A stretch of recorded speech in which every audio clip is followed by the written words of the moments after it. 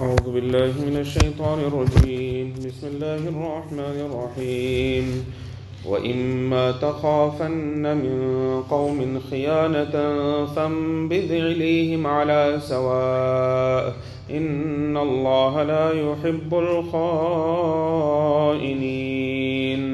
In the previous verses we had discussed that Nabi Kareem sallallahu alaihi wasallam, when he came to Madinatul Munawwara, then he entered into agreements with the Jews of Madinatul Munawwara. But these Jews of Madinatul Munawwara, they never kept up to their word, they always broke their promises. Every occasion that they got, they broke their promise.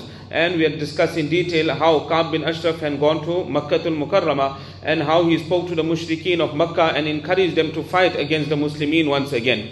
Allah Ta'ala here further says, وَإِمَّا تَخَافَنَّ مِنْ قَوْمٍ خِيَانَةً, that if you have to fear betrayal from any qawm, from any nation, فَانْبِذْ إِلَيْهِمْ عَلَى سَوَاءٍ, then throw to them their pact, throw to them their treaty upon equal footing. Meaning, if they have to break that treaty of theirs, they do not fulfill their part of the agreement, then you also do not have to worry, you also don't fulfill your part of the agreement. However, it will still be better for you that you clearly and openly tell them that now we will no longer be able to keep up to the agreement because you have broken your part of the agreement. Inna Allah la yuhibbul kha'inin. Verily Allah Ta'ala does not love those people that deceive. It is mentioned that in the time of Hazrat Muawiyah radiallahu ta'ala anhu, Hazrat Muawiyah radiallahu ta'ala had entered into an agreement with the Romans, a peace treaty with the Romans. So 1 or 2 days before the peace treaty had actually come to an end, Hazrat Muawiyah radiallahu ta'ala dispatched his armies and his forces. And he told them that you should go to the boundaries of the Roman borders.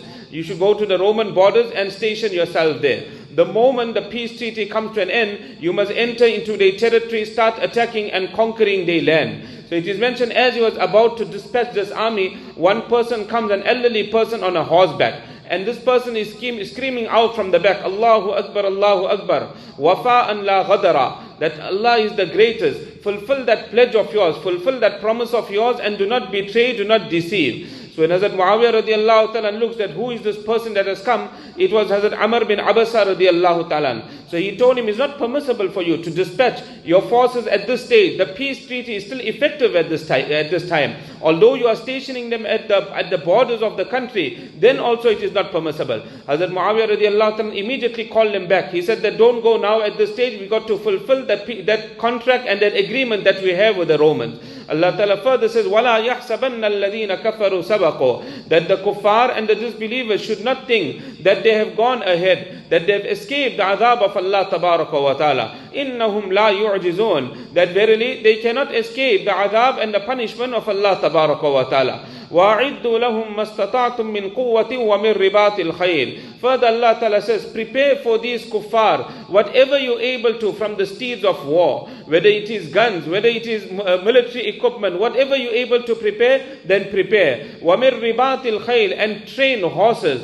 تُرْهِبُونَ بِهِ عَدُوَّ اللَّهِ وَعَدُوَّكُمْ, instill which you will instill fear into the enemies of Allah Tabaraka wa Ta'ala and your enemies. From this verse of the Quran, it is quite clear, we understand that a person should not wake up at the last minute, but far ahead a person should be ready. He should stock up whatever he can, so that tomorrow if there's an occasion of jihad, then it is possible for me also to participate in jihad. I must have horses also, I must have military equipment also. All this a person will be rewarded for. Allah Ta'ala says, تُرْهِبُونَ بِهِ عَدُوَّ اللَّهِ وَعَدُوَّكُمْ, you will instill fear by means of this in the enemies of Allah and your enemies. وَآخَرِينَ مِن دُونِهِمْ, and others besides them, meaning the munafiqeen, you don't even know that they are your enemies. لَا تَعْلَمُونَهُمْ اللَّهُ يَعْلَمُهُمْ. These munafiqeen, they hide their kufr, so you do not know them, but Allah Tabaraka wa Ta'ala knows them. وَمَا تُنْفِقُوا مِنْ شَيْءٍ فِي سَبِيلِ اللَّهِ يُوَفَّ إِلَيْكُمْ وَأَنْتُمْ لَا تُظْلَمُونَ.